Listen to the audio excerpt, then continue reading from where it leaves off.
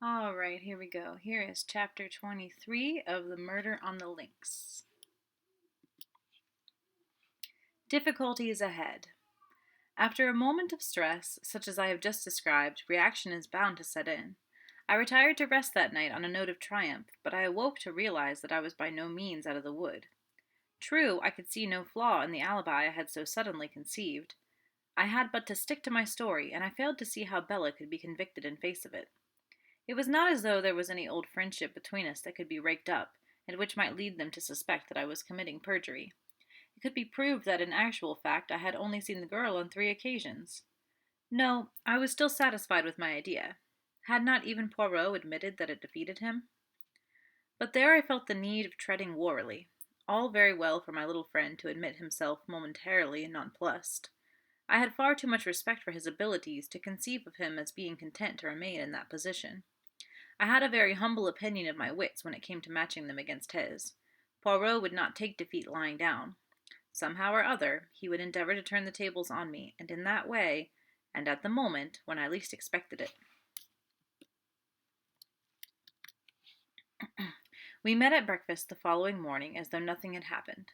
Poirot's good temper was imperturbable, yet I thought I detected a film of reserve in his manner which was new. After breakfast, I announced my intention of going out for a stroll. A malicious gleam shot through Poirot's eyes. If it is information you seek, you need not be at the pains of deranging yourself.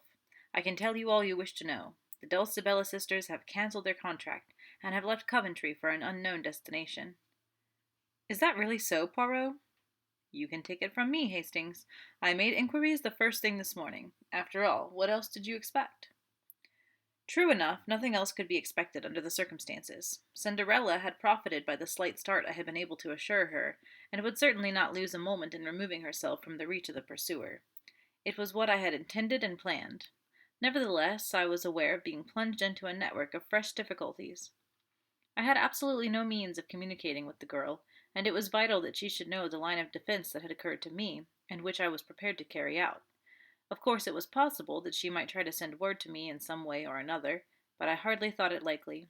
She would know the risk she ran of a message being intercepted by Poirot, thus setting him on her track once more. Clearly, her only course was to disappear utterly for the time being. But in the meantime, what was Poirot doing? I studied him attentively.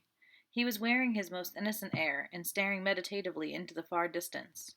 He looked altogether too placid and supine to give me reassurance. I had learned with Poirot that the less dangerous he looked, the more dangerous he was. His quiescence alarmed me. Observing a troubled quality in my glance, he smiled benignantly. You are puzzled, Hastings. You ask yourself why I do not launch myself in pursuit? Well, something of the kind. It is what you would do were you in my place. I understand that. But I am not of those who enjoy rushing up and down a country seeking a needle in a haystack, as you English say. No, let Mademoiselle Belladivine go. Without doubt, I shall be able to find her when the time comes. Until then, I am content to wait. I stared at him doubtfully. Was he seeking to mislead me? I had an irritating feeling that, even now, he was master of the situation. My sense of superiority was gradually waning. I had contrived the girl's escape, and evolved a brilliant scheme for saving her from the consequences of her rash act, but I could not rest easy in my mind. Poirot's perfect calm awakened 1,000 apprehensions. I suppose, Poirot, I said rather diffidently, I mustn't ask what your plans are. I've forfeited the right. Oh, but not at all. There is no secret about them. We return to France without delay. We? Precisely. We. You know very well that you cannot afford to let Papa Poirot out of your sight. Is it not so, my friend? But remain in England by all means if you wish. I shook my head. He had hit the nail on the head. I could not afford to let him out of my sight. Although I could not expect his confidence after what had happened, I could still check his actions. The only danger to Bella lay with him. Giraud and the French police were indifferent to her existence. At all costs, I must keep near Poirot. Poirot observed me attentively as these reflections passed through my mind, and gave a nod of satisfaction. I am right, am I not? And as you are quite capable of trying to follow me, disguised with some absurdity such as a false beard, which everyone would perceive, bien entendu, I prefer much that we should voyage together. It would annoy me greatly that anyone should mock themselves at you. Very well then, but it's only fair to warn you. I know all. You are my enemy. Be my enemy then. It does not worry me at all.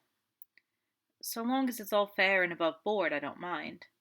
You have to the full the English passion for fair play. Now your scruples are satisfied, let us depart immediately. There is no time to be lost. Our stay in England has been short but sufficient. I know what I wanted to know. The tone was light, but I read a veiled menace into the words.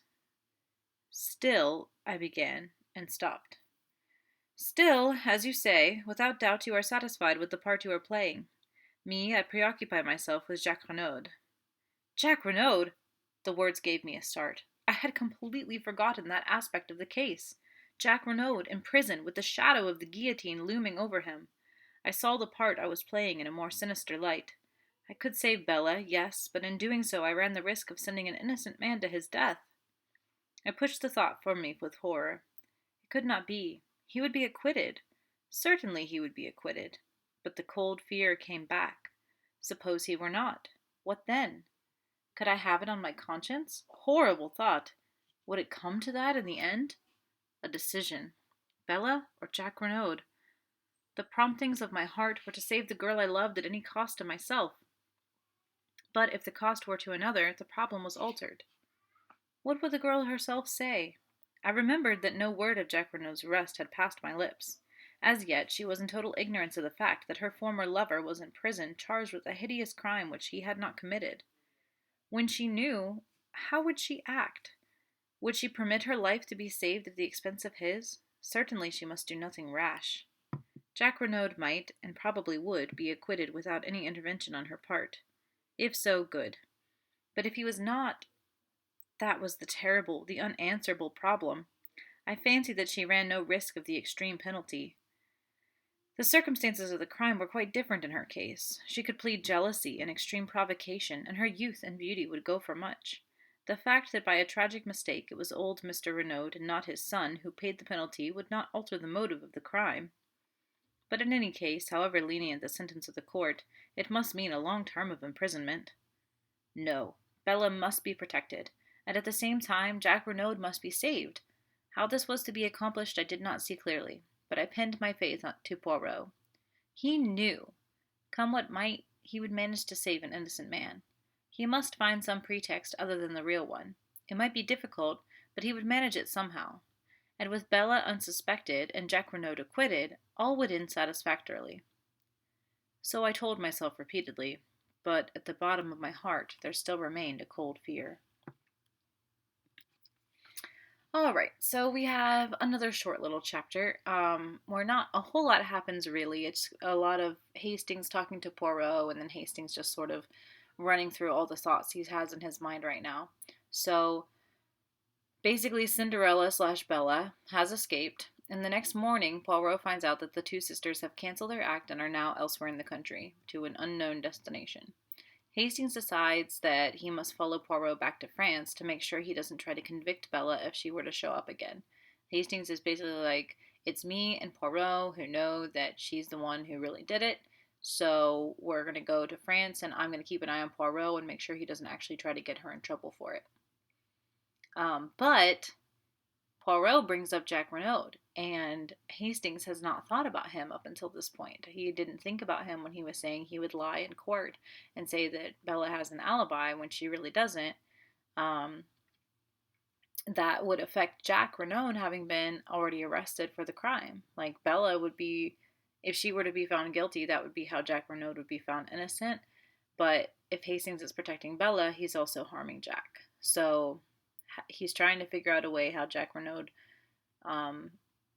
would get out of, being put to death, possibly over being found guilty of murder, because he is actually innocent. So, and over there I put a picture of what a guillotine looks like.